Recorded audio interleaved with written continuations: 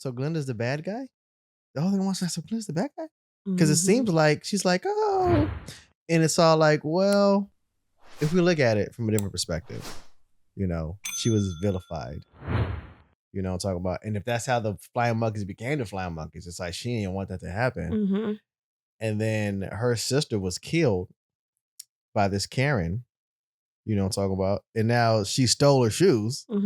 And Glenda was like, oh yeah, just take her shoes. It was all like, ooh, I wanted that to happen.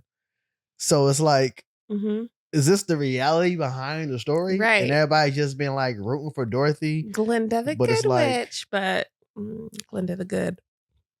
Beep. Drake. Anyway. Wow. It's disgusting.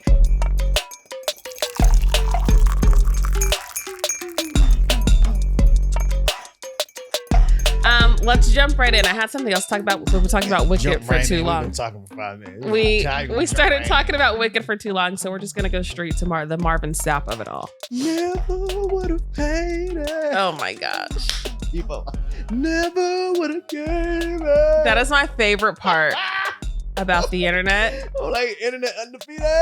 And about being black. Let's be honest. It's all black people who is funny like that. Because it's so good. What we're referring to is Marvin Sapp, who is a gospel artist and bishop. And there's a video circulating of him saying this. And they understand the cost that is involved. There's 1,000 of you. I said, close them doors. Ushers, close the doors. Close the doors. Close the doors. It's 1,000 that's watching online. Church are closed. This is a small seed. If I get 1,000 online to give this, if I get 1,000 in the sanctuary to give this, that's $40,000 tonight. Now, everyone up here, we've all sold and seeded, but I need everyone standing up here with us, with me, to plant a seed of $100. Because again, it costs to sit up here. And this is what I need you to do. If you're giving electronically, or even if you're giving tangibly, I'm gonna have y'all come to the altar and give it, because I need to see 1,000 people moving. Bring them baskets. Now, I want the baskets up here. I want to see the folk. I got to see him. Y'all start moving. Back with his face is like. Y'all can bring it right now. Come. 1,000 people need to give $20. 1,000 people need to give $20. 1,000 people online I just need to give $20. This is easy, saints. And they understand. So, does your mom know that we're doing a podcast right now? Yeah. So yeah, he's right. 1,000, 2,000 times 20 is. I guess that's what I could do for the math. Yeah. So he's saying 1,000, and then there was also 1,000 online. And then the 100 from the pulpit. He made it sound like it was a cover charge to be a clergy member, which is kind of crazy. And like, this is, are we listening to what we saying and then the implications that could come from it? I heard that he did respond. I'm gonna when they were they were trying to leave, and the ushers was like, "I'm stronger," and they tried to maneuver, and the ushers was like, "I'm wiser." You're stupid. And they gave up. Ushers was all like, "Better, what's better?" Never. So his response was super long. If you're watching this response, he's talking, or is it he typed text? it out? He typed it out. If you're watching this on YouTube, we replace the screenshots in if you want to read it because it's long, but I'm gonna read some of it. Yeah, just positive. Response. he put response : this must be ChatGPT. Let's add context to the clip on social media. Recently, a clip has gone viral of me challenging 2,000 individuals, virtually and in person, to plant a seed of $20 during an international gathering held at a convention center with over 4,000 people in attendance that evening, plus virtual viewers. In that same moment, I also challenged leadership to lead by example by sowing $100 that evening. I personally gave much more. Mm-hmm. Some have taken issue with the particular moment when I instructed the ushers to rather firmly to close the doors during the offering. Like, Mr. Clark, don't lean on me. To those unfamiliar with the church context or who may not regularly attend worship, this has been misinterpreted as holding people hostage as well as offensive. That was never my intent. The truth is, when finances are being received in any worship gathering, it is one of the most vulnerable and exposed times for both the finance and security teams. Facts. Movement during this sacred exchange can be distracting and at times even risky. My directive was not about control. It was about creating a safe, focused, and reverent environment for those choosing to give and those handling the resources. That's just some of it. Unfortunately, in this social media age, snippets are easily shared without context and assumptions are quickly made without understanding the full picture. Conferences have budgets, churches have budgets, and people have budgets. As the assigned ministerial gift for this international gathering, one of my responsibilities was to help raise the conference budget. That's not manipulation, it's stewardship. Then he goes on to give some biblical context to, it says he feels like backs him in First Chronicles 1:29. I'm not going to read that. Nobody's saying all that. But I feel like it's just, like I said, it's just a tone deaf thing.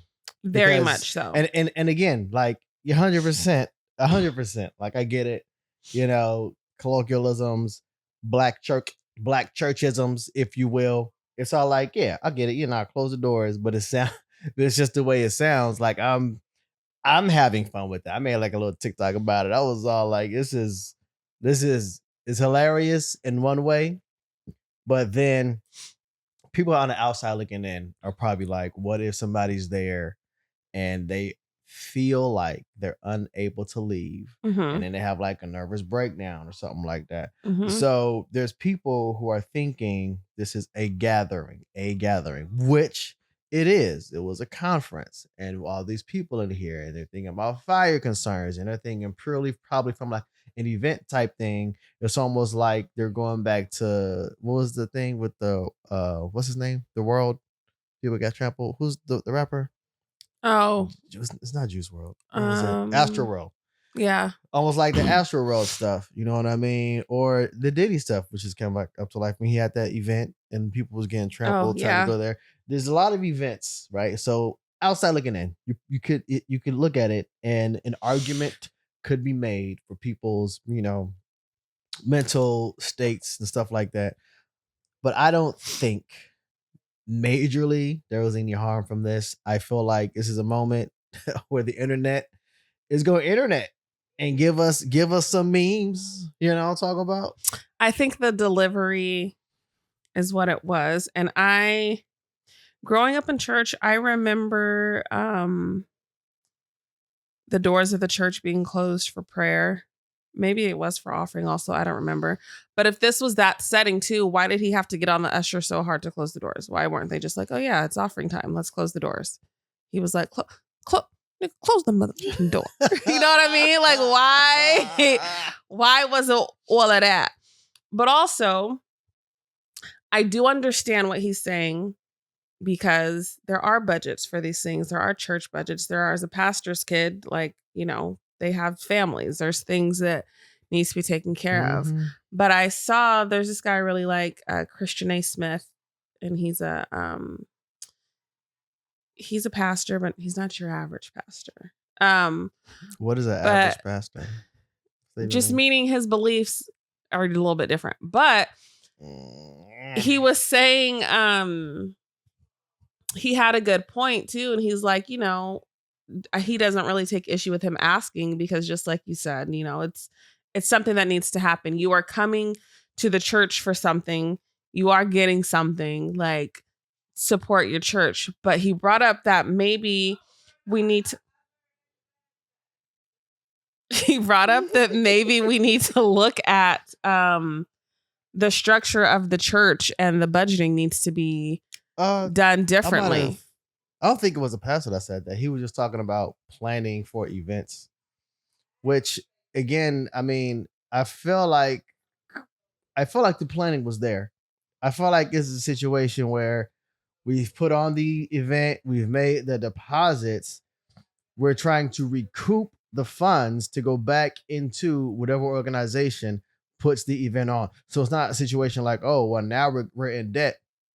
It's just like anything else. When you get a venue and you purchase it and then you have the event, you pocket a certain amount from the event, and it's like, okay, cool. We put on this event and it was successful. Now we're not in the red.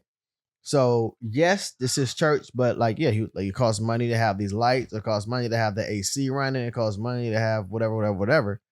So yeah, it costs money for these things. My thing is, I mean, I've done the financial appeal before, and I'm like, I don't like the idea of begging or pleading, please put money in church like that. I'm all like, nah. I firmly believe that God is going to be able to provide regardless if you put money in or not. The reason why you should put money in is based on scripture. Like, one, if you're looking at it as this isn't my money to begin with, then you won't have a problem with giving it. And because of that, you will be blessed. And then I'm going to go ahead. Yeah, it's in the shower. And then I'm going to go ahead and explain to you how it's not like a tit for tat. Because in our minds, the way we view money a lot of times is all like, oh, I'm going to give you this. I'm like buying my blessings. It's all like, nah, you're showing maturity in the sense that, hey, I know that this doesn't belong to me in the first place. And I know that you can do more with it than I can, God, in my own life. So it's really like that. That's how I would do it. I wouldn't look at it and be all like, well, now it's a time where it comes money and we're all going to be worried about it. And I'm all like, I'm not worried about money. You shouldn't be worried about money. I do think it's worth a conversation, though, to look at the structure of the church. I'm not saying get rid of offering, but I mean, I do think it's worth the conversation to look at how budgets are done, how things are planned, so that there is a little bit more money up front for things. Is that wasn't the case? There wasn't money up front?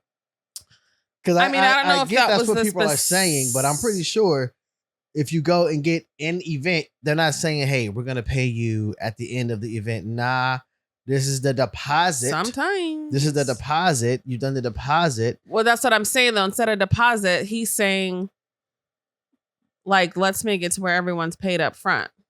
Here, I'm going to play a little bit of it for you. I don't know. I'll say back. Let me skip. Because even actors and actresses, you can get paid up front or you can get paid on the back end. And if it's different. A really good movie, and you don't get paid up front when you're not. If it's a good movie, then you get paid on the back end after the box office and all that stuff. I'd rather get a percentage from that if it's a good movie than just getting paid. I'll give you 90 million. Then the movie made 3 billion.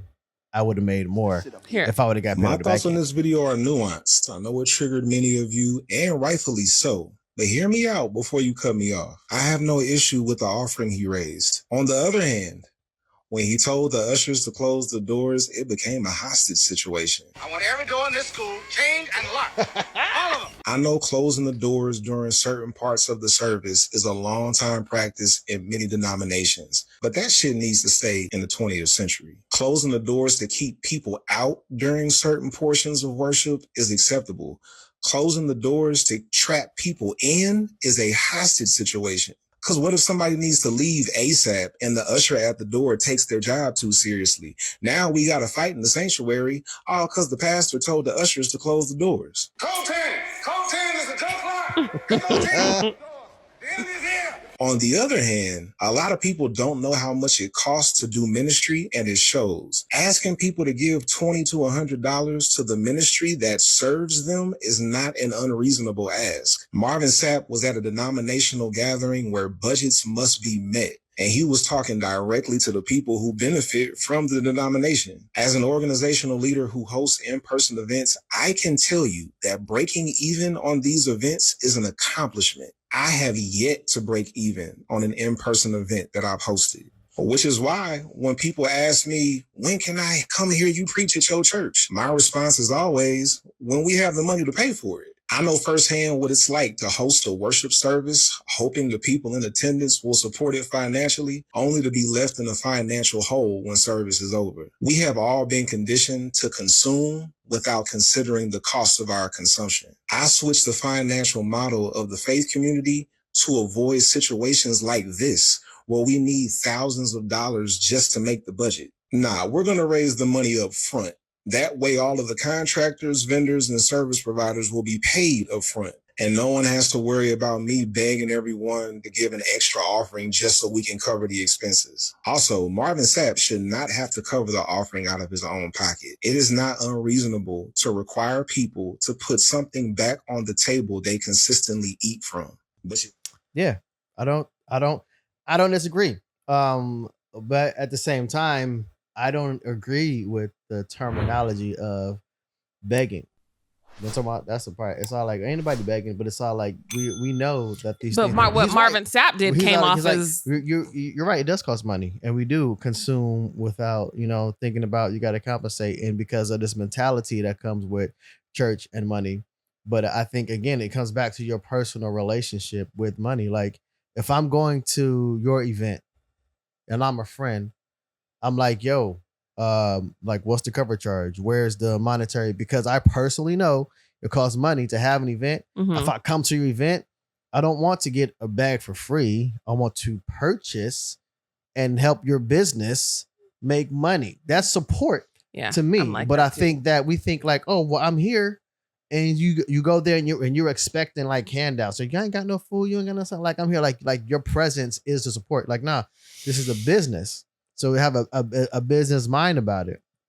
But it's like, yeah, when it comes to church, it's not like, and then have to beg somebody. It's like, no, you're still benefiting from this. And if it was any other setting, you wouldn't have a problem. Like, yo, what do you pay to go to the club? What do you pay to go to these concerts?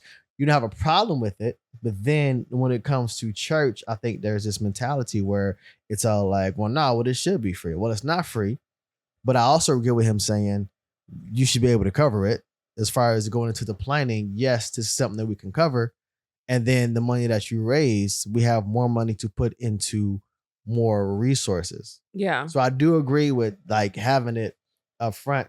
But I don't even know if that was a situation. Like with this, I don't know the ins and outs of it was like we're gonna be in the hole if we don't raise $40,000. I think I don't it know was the just ins and outs either. I think he was trying to just raise saying that money. as an example, but I just think I don't know. I think delivery is everything, and church is supposed to be a place where people can go and have grace, and it just came off very distasteful and harsh. And yeah, I probably to unchurch. But when y'all he's saying ain't leaving till you pay your son. when he said close the doors to keep people out for certain parts of worship, it's like giving is another part of worship.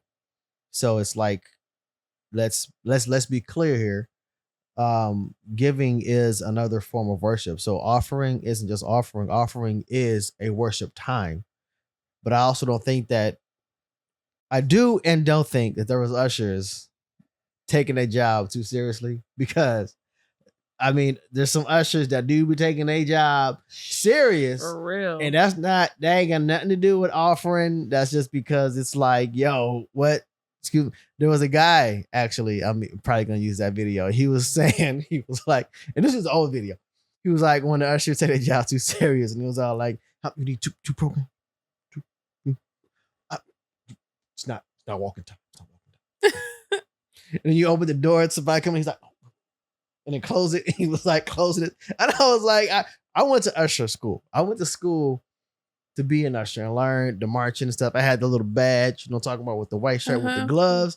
And it's all like, yeah, it's, you keep your hand open in case somebody has to come and slip something in it. Talking about? So it is definitely a service. Yeah. You know what I'm talking about? So there are ushers where it's all like, yo, listen, no, this ain't the time to walk.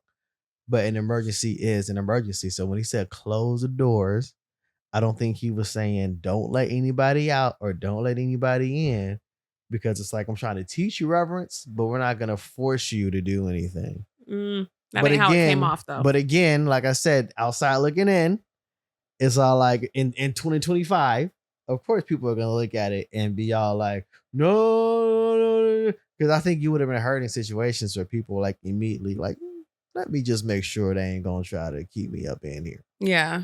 Okay. I just wanted to make sure. I need to just step past you. I don't got to do nothing. I just want to make sure you ain't going to make a mistake today.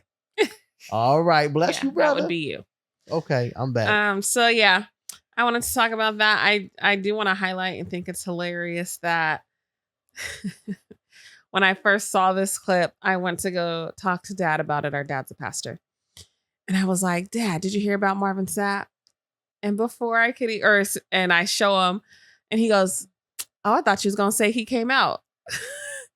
And then I came out here to my brother and I was like, did you hear about Marvin Sapp? And he was like, what? Did he come out? I said, what is he gay? Yeah. I think that was hilarious that you and Dad both thought that. So I mean, because maybe that'll be next. Usually that's like what you hear. It's like, oh, did you hear about this big prominent figure? And maybe like, that'll be next. They came out, that's not usually what. There's a reason y'all thought that. So I don't feel like there's anything effeminate about Marvin Sapp or anything that suggests that he's not heterosexual. Like Donnie McClurkin. But it's all like, I mean, I've Bishop Eddie Long is the last. I feel by the last person, but Bishop Eddie Long, it's all like, oh, he came out with that whole scandal with the boys. So think about Bishop, and you think about scandal. That's all like, oh, scandal, something about sexual immorality. It's running rampant. I'm watching. Anyway, so that's what I wanted to talk about today. Close the doors. The doors of the church are now closed. We'll be dropping the link to our Cash App. About 40 of y'all watch this. But I do. And if each of y'all give $20, okay? 40 people that I'm watching. But I do feel like, though, looking at that, a lot of stuff that we do, it's especially in the Black church, like it ain't got to do with scripture. It's all culture, Yeah. From back when we were enslaved, certain things that we needed to do.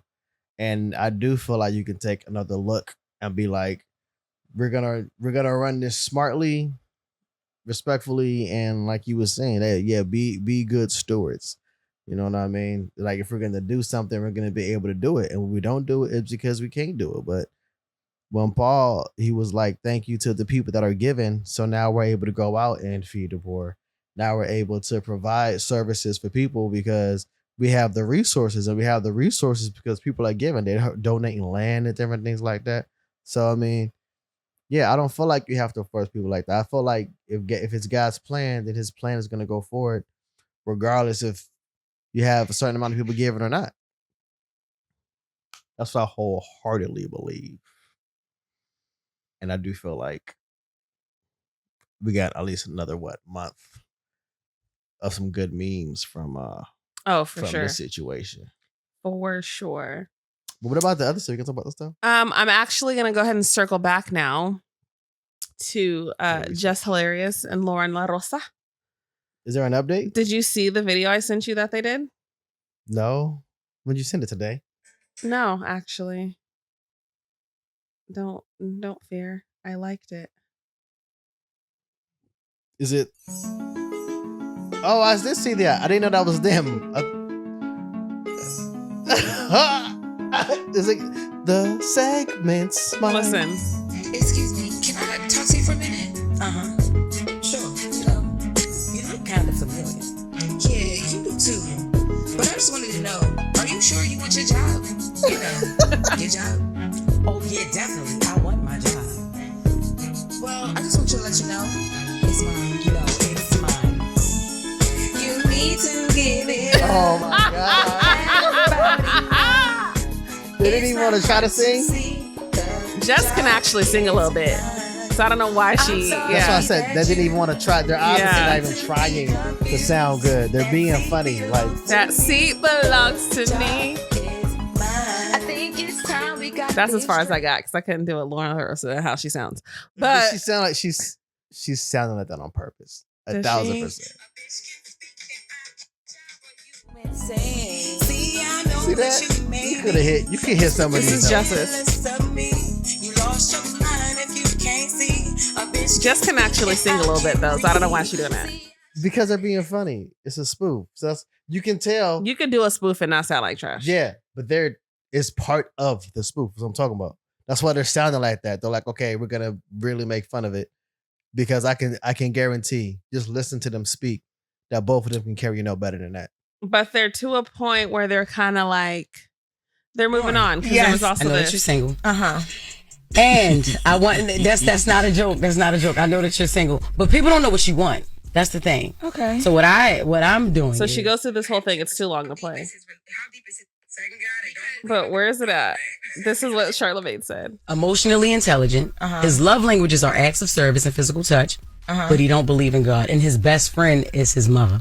I like this. Jess said, I know how to get her out of here. I'm going to find her a man. You know what? So it's like, I don't know. I just think that's a good example of there was a conflict. They didn't like run from it and try to hide it or fire Jess or they used it. Jess brought it up. That's what I'm saying though. They didn't. They could have fired her. They could have whatever, but they used it. They talked about it on air. Jess went on. Listen, yes, this is why I'm telling you. Just with the Jess went on Club Shay Shay. I need to finish up that interview. It's really long. And then apparently Miss Lauren La Rosa announced a new podcast also. So it's like it was a plan. Listen, good job. I don't think it was a plan. They're gonna do it messy. But you're gonna come back. I think they were like, you can make it a whole thing. I don't think it was a plan. Somebody's behind the scenes. But I do think once it came out, they were like, well, let's just use this. Because they had that video. That video, come on now. It does not take that long. Do you know how fast Jess be pumping out content? Okay, so thank you. But I still stand by. They have a whole studio they do a show at, so it's not that hard. Anyways, that was just an update on that. I thought it was funny. I'm glad that they're doing that and trying to move forward. And I think it's going to make their working relationship better. I think when you go through conflict at work in any field, any whatever, and you're able to successfully talk about it and get through it and move together as a team, it strengthens the team. That's been my experience anyway. Successful confrontation. Mm-hmm. People run from confrontation, but that's because you haven't been taught how to communicate successfully. But when you communicate assertively and be all like, hey, here's my problems, here's what I would like, then you reach resolution. And it's all like, oh, well, there's clarity here. We can move on. There was one other thing, but I want to do a whole episode talking about parenting stuff, so I'm going to wait till then. First, you got to be a good parent. Period. Ooh, people are still coming for you for what you said last episode. I'm a phenomenal parent. It's like, I don't even know. Just no comments on anything. Y'all don't be saying nothing. Like, what are we doing? I know. What are we doing? Are we not? Is it not controversial enough? What do we need to come on here and say? Is. Yeah. You got to slap somebody. Oh, wait, pause. We got to talk about this. I'm glad you just said that. I want your thoughts on this. You're saying like, pause, actually pause, not like pause because you said something that could be. Oh, yeah. True. I mean, real pause, not what the young kids say when they say something gay, but they're like, I'm not gay. Pause. Do they still even say that? Yeah, I think they still be saying that. I still heard you look real fine today, bro, but pause. Okay. Anyways, tell me what you think about them. Take the beat, I'm spitting heat, I'm on fire, incinerated. I'm way too calculated for me to ever get dominated. If I was you and I saw me, I see why you be aggravated. Took a lot, I'm back on top, y'all gonna have to get acclimated. Won't stop, my shit still hot, even though I won't get nominated. Personal life with my wife, mind your business is complicated. All that matters is the fact that I'm still getting compensated. Apparently Will Smith, you know that's Will Smith. Was that really Will Smith though? Yes. Like that was Will, it sounded like it was AI Will Smith. He's dropping an album. Yeah, he been dropping a bunch of songs. He got the song with Big Sean. Is that the thing when it said he addresses the Chris Rock? Yeah. Is he Which really is he really just saying, Chris Rock? I'm not going to get nominated for my actions. I really, Big Willie style to this day is one of my favorite albums. I know almost all those raps by heart. All them beats was like old school beats. I love it. Oh, especially it's the same feeling. Woo! Let's get this started now. That was crazy. I remember that. Let's get this started now. I ain't going to Excuse me, miss. Can we chat for a second? I'd ask, how you doing? But you fine. I ask, wait, do you have a man? Because I ain't in a home working. No. All right, cool. Just checking. Look, from 100 years, he called my eye. Listen, that's I love it. However. That was Fox, right? Yeah. That was definitely Fox. However, I don't like the direction this album is going. I don't even think that was fire. I don't think that sounded good at all. I think it sounded like Will Smith. Big Willie sounds fire. What are you saying? I think it sounded like Will Smith. Big Willie, what year was that? Okay, all right, let's put some context behind it. That's true. What year was Charlamagne that? was talking about it. He was like, I like Fresh Prince better than Will Smith, and I was like, are they different people? I guess, but yeah, I liked Big Willie. You know, I'm talking about Dang, getting 27 jiggy with years it. ago? Just cruising. 1997. Yeah, I feel like yeah, just the two of us. Big Willie style is. I know. I'm gonna listen to it on the way home. Yeah, I like that. But I feel like his age is probably showing. I mean, Ice Cube came out with a song. He released his album and he had a new song on there. I think it was like Busta Rhymes. It was like Thank You Cube or something like that. Mm-hmm. And it was like, I mean, Ice Cube is still dope, but I also feel like you can hear getting older. You can hear his age in his stuff. I haven't heard anything newer from Lil Wayne yet, but I feel like, I mean, he sounds like Will Smith. Like Will Smith rapping is like, yeah, that's what Will Smith rapping sounds like. Yeah. So what do you think about the topics of it, of him addressing, you know, I'm down with him saying my personal life and my wife is my personal life, but also on Red Table Talk, y'all definitely brought it to the table. So I feel like he's rapping about being Will Smith. Yeah. So he's rapping about like his life. I think in a song with Big Sean, he was talking about how it was the same thing. It's all like, y'all know, I think like I rap or something like that. But it's like, I mean, yeah. I mean, am I gonna like buy it? I don't know. Am I gonna listen to a couple songs? I don't know. I mean, but I don't, but I'm not even listening. I want to ask this question, but I don't want to get into outside of Kendrick. You know what I'm talking about? I'm not really I listening. finally just stopped listening to GNX every day. And even still, I'd be sprinkling some in on my workout. Anyways, I want to ask this question. I want to get into a whole nother 30-minute situation. But why do you think it is people have so much pity on him or feel like he's such a... People have pity on Will Smith? Cuck. Or feel like he's such a punk. Or feel like why? I feel like it goes back to, he might have been saying this about Tupac on the Breakfast Club, but I feel like Will Smith is a good, up straight man. I don't know him personally, but I feel like Did you read his book? The way he personified himself, I didn't. But I was a Will Smith fan. I would see a movie because Will Smith is in it, and I'll see Will Smith act like Will Smith in a movie because he's personable, and I feel like that's what he is, and people view that in a certain way for whatever reason, and it's all like, oh, you think you're cool? It's you like think Jada's the villain? You're cool being yourself. I don't know Jada, but I remember we was watching Hawthorne and her and Mark Anthony. I was all like, yo, they got too much chemistry. Me and Callie, we were both all like, about that show. Their chemistry is a little too much, we thought, personally. And I don't know if it makes it a bad guy because I don't know if why can't they just be good actors? No, come on. Jada ain't is this when he was with J-Lo? Who, Will Smith? Mark Anthony. I don't remember. I think they were probably both. You know, that's the father of her children. But I feel like I heard that he was, out doing stuff. So I really feel like that's what it comes down to. I think they're both doing stuff. I think the media caught wind of it. I feel like they tried to be open and it backfired. That's what I think. And then people act like that. They want to tear you down when they see you on top. It's like, mind your business. Will Smith, Jada didn't even want to get married. Social media stuff. If you haven't read or listened to Will Smith's books, you should. I listened to an audiobook because he is a musical artist. He had some music in with it, and it was actually really dope. Very good storytelling. I listened to Kevin Hart's book. It was pretty. But there's a whole Jada didn't want to get married. There's a whole thing in there too. All I'm saying is there's two sides to every story. I don't know why people like specifically a lot of men just hate her so much. And I don't think that their kid, for some reason, a lot of people in the Black community are like, oh, those poor kids. I don't think they're weird at all. I think their kids are very emotionally stable. They are very I think their kids are more evolved than a lot of other people's kids.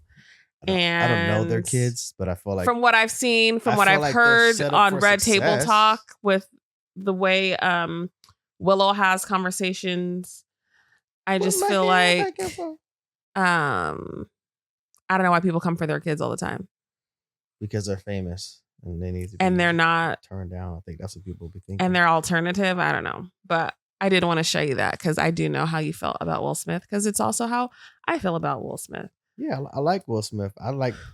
He was like, like I mean, I don't like that he slapped Chris Rock, but more so, I'm still trying to figure that out because I really thought it was staged. The thing I don't like is him when he sat back down. It was all like that was unnecessary, and I think that was you got taken out of your character for whatever reason. But just going up there and then slapping him, sitting back down, kind of. There's also history with Jada and Chris Rock.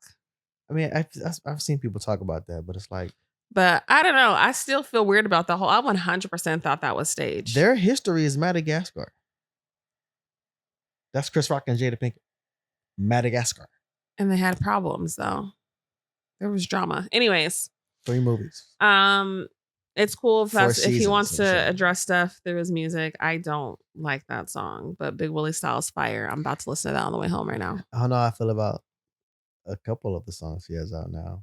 So I don't think Party it's bad. in the city when the heat is on all night on that beach that I break it down. Welcome to Miami. Something. You know, That's in Spanish. Okay. Like, bruh. Anyways.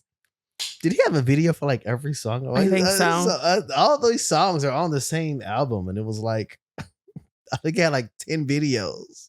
I think so. But do you remember Jada's band? Her metal band? She can sing. Yeah, I am familiar with it. When we were watching Hawthorne, I think she had somebody. I think one of the Red Table Talk episodes. Willow brought the band back to surprise her for Mother's Day or her birthday or something. It was good music. Yeah, they're a talented family. They are. I think Jaden's song Icon is dope. I think that's a really good song. Icon. I'm an icon. I got it. Wicked Wisdom. That's what they were called. I got good music. Anyways, thanks for tuning in. Make sure you follow us on Instagram, Facebook, X, LinkedIn, TikTok at Deuces Pod everywhere. Also on Cash App. Make sure you drop in that collection plate. Close the door. Close the door. Close the doors. That's all we have for today. Do you have anything else to say? Never would have paid it. And should we say deuces? We're also on Venmo. You would have lost it all. So close,